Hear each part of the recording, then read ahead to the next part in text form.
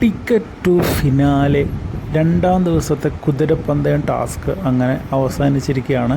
റിനോഷും നാദിറയും മണിക്കൂറുകളോളം പരസ്പരം മത്സരിച്ച് ആ മത്സരത്തിൽ നാദിറ ജയിച്ചു വന്നിരിക്കുകയാണ് കേട്ടോ.